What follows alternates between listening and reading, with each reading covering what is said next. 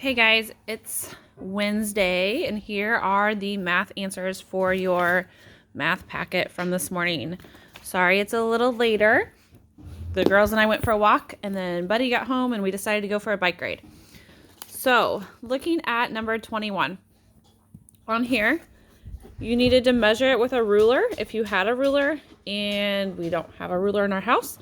So, just by looking at it, my guess is it's 0.08 meters, but I'm not 100% sure on that. So if you used a meter,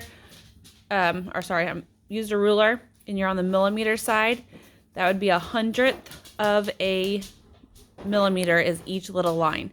So see how many lines there are, and then that would tell you it's the 100th, but I'm guessing that's 8. I don't think that's 80, but it could be. I could be wrong.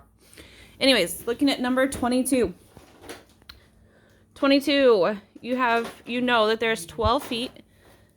12 inches in 1 foot, and it wants to know how many inches are in 3 feet, because 3 feet equals 1 yard. So you should have just multiplied 12 times 3, which is 36 inches, and that would be H.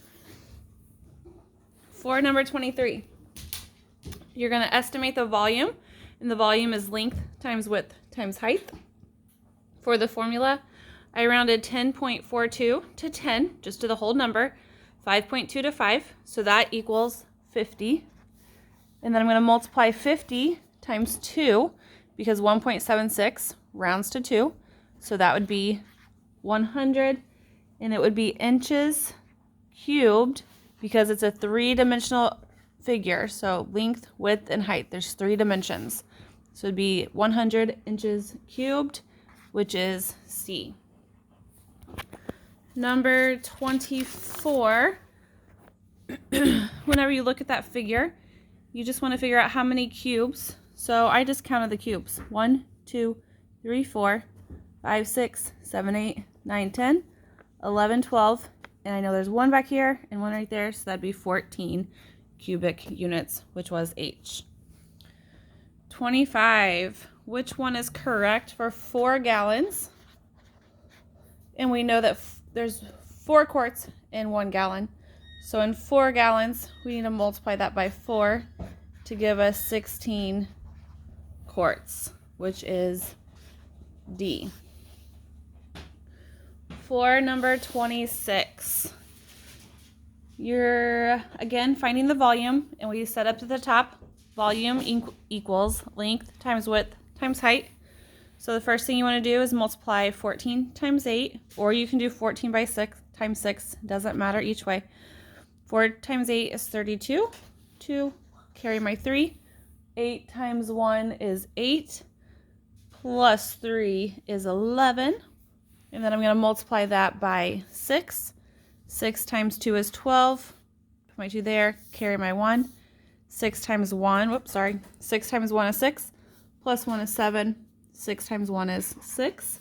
So it'd be 672 inches cubed, or J. All right, the rest of these, I'm just going to look at my paper. The coordinates for 2, remember we go over to our ladder and then up. So up to 5 is B. So it would have been point B, or B is your answer. For number 28, it wants to know the x coordinate of point A. So A is right here. X is along the bottom, and we could do X first. So if we go down, it is 5, and that would be H. For 29, which of the following does not describe the figure below? It could be a square, it could be a rectangle, and it's a quadrilateral because it has 4 sides. It's not a trapezoid, because trapezoids have 2 lines going like this that would intersect up here, and they are not parallel. So they have to have the 2 sets of parallel sides. So that would have been D. Number 30, which best describes this figure? We're going to count the sides. So 1, 2, 3, 4, 5. And a 5-sided object is a pentagon, which I wrote that, I'm not sure why. And that would be F. All right, that was all for your math packet. Tomorrow I will have a review on Edge Elastic, and Friday will be your quiz. Hope you guys got outside and did some fun activities on this beautiful day. Talk to you tomorrow. Bye.